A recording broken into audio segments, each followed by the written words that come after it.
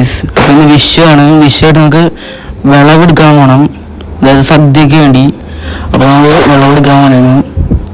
അപ്പൊ വിളവെടുക്കണം. അപ്പൊ ഇതാണ് എൻ്റെ അമ്മേനെ കൂടെയാണ് വിളവെടുക്കാൻ പോകുന്നത്. അപ്പൊ നമുക്ക് വിളവെടുത്തണം വരാം. അപ്പൊ അങ്ങനെ തക്കാളി വിളവെടുക്കാൻ കഴിച്ചു. തക്കാളി വിളവെടുക്കുന്നു അധികം തൊട്ടൊന്നും പഴിച്ചിട്ടില്ല, എന്നാലും കുറച്ചിട്ടുണ്ട്. പക്ഷേ വെള്ളം പിടിപ്പിട്ട് കാണിച്ചു തരാം. അപ്പൊ വിളവെടുക്കുന്നു.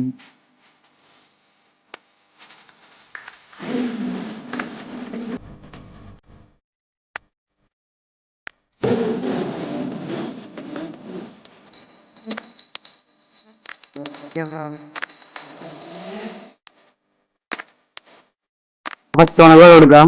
പച്ചമുളകും അധികമൊന്നുമില്ല, എന്നാലും അത്യാവശ്യം കറക്റ്റുണ്ട്. അപ്പൊ പച്ചമുളക് മുളക് കൊടുത്ത് അപ്പൊ പച്ചമുളക് മുളക് വരുന്നുണ്ട്.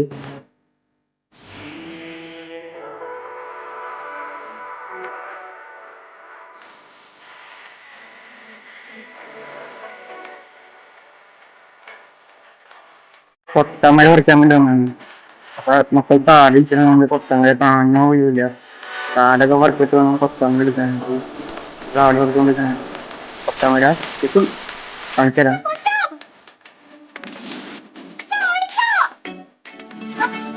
അപ്പൊ ഇതാണ് കൊത്തമര. വഴുതനങ്ങ പറിക്കണം. അപ്പൊ ഇതാണ് വഴുതനങ്ങ. അധികം വഴുതനങ്ങ കുറച്ചുള്ളൂ. അപ്പൊ ഇതും പറിക്കണം.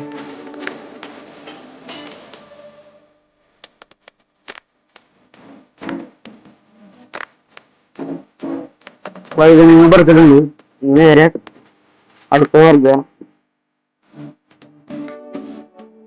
ഞാൻ കുറച്ച് കാന്താരി മുളക് പറിക്കാം. കാന്താരി മുളക് കുറച്ചുള്ളൂ, അധികമൊന്നുമില്ല. കാന്താരി മുളക് പറിച്ച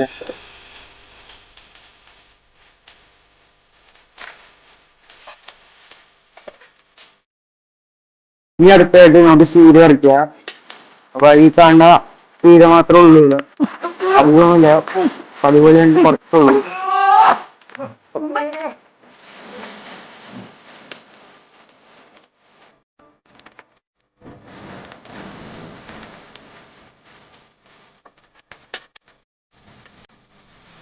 വിഷുവിന്റെ വിളവെടുപ്പ് എങ്ങനെയുണ്ട്?